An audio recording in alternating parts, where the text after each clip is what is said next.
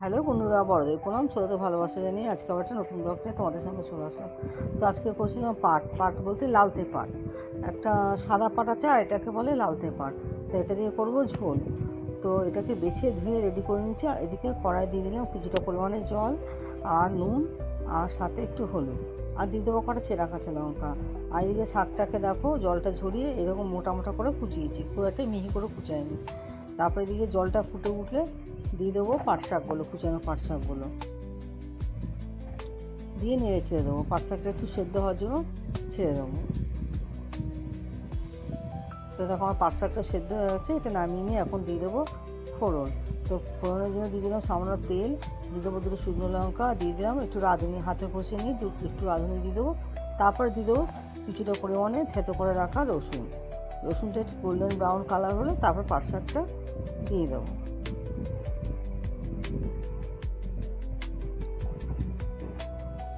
আস্তে আস্তে দিয়ে কিছুটা ফুটিয়ে নিয়ে নামিয়ে নেবো আমার পাট শাকের ঝোল।